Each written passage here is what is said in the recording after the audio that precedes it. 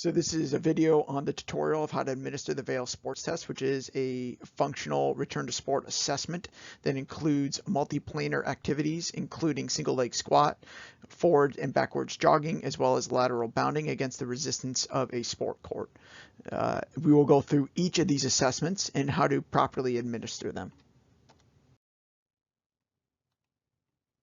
First is the single leg squat. The subject must perform each repetition at a cadence of 1 second up, 1 second down against the resistance of the sport cord, which initially the patient stands with the arm fully extended, holding the cord, and then stands upon the cord.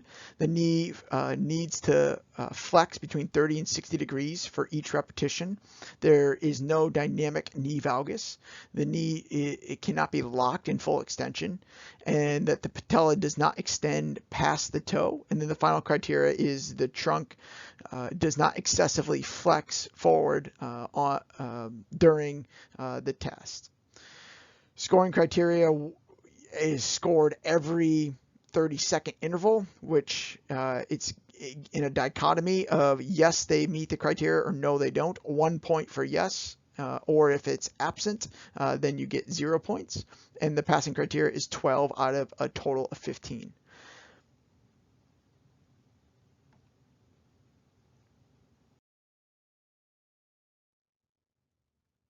Second is the lateral bounding component, which involves the patient performing a lateral hopping motion against the resistance of a sport cord attached to the subject's waist via a belt, and on the other end to an immovable object, in this case a pole, but it could be a door. The injured limb is positioned on the inside leg, the leg closest to the tethered point. The patient is instructed to hop from one leg to the other, and the distance is denoted by tape, and it is the measurement of the athlete's limb from their iliac crest to their malleoli. You're looking for the absorption of energy without any dynamic knee valgus while they're landing and bending their knee. You can see the duration of time is 90 seconds. The tempo, again, is about 1 second per contact, scoring from 0 to 15. And the scoring criteria is outlined there. And again, you're going to be scoring every 30 seconds to give you the cumulative score out of 15. 1 point if they meet the criteria, 0 points if they fail to do so.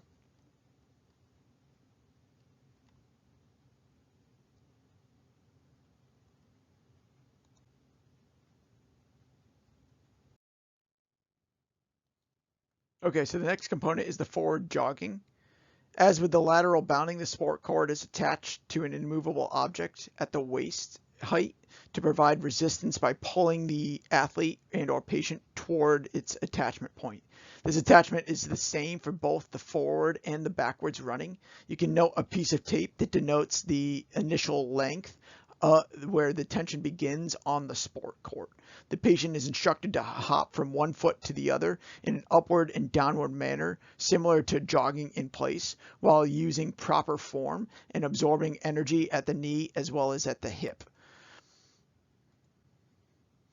The scoring criteria is shown here. So knee flexes to greater than 30 degrees upon the foot contacting the ground, no dynamic knee valgus, performs repetition within the landing boundaries, and no knee locking during the landing. Landing phase does not exceed more than 1 second in duration, so approximately 60 beats per second, and maintains the upright trunk during the knee flexion. This lasts a full 2 minutes. And then 1 point is for each of the criteria met, and the scoring criteria is done for the first and the second minute with a passing criteria of 10 out of 12. Same setup for the backwards jogging. The distance of the cord is the initial resistance of the cord, and a piece of tape is used to denote that. The attachment is the same at the athlete's height. And then the knee flexes to greater than 30 degrees upon the foot contacting the ground. No dynamic knee valgus, performs repetitions within the landing boundaries. No knee locking during the landing, and the landing phase does not exceed 1 second in duration. The athlete's able to maintain an upright trunk during the knee flexion moment. The scoring criteria is performed at every 1 minute interval. and the passing criteria is out of 12. And you need to be, again, to meet that 85% pass threshold, it's ideal that the athlete is over 10.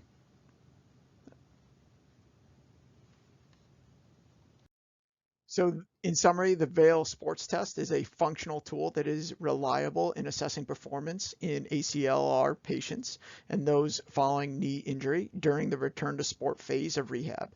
When used as a component in a battery of outcome measures, the test may allow the clinician to effectively evaluate the patient's power, neuromuscular control, muscular endurance, and movement quality. It is also shown to have sufficient reliability across sessions and across clinicians, as well as good validity when compared to 3D motion capture system in videotaped analysis compared to taking it in live time. Thanks for watching.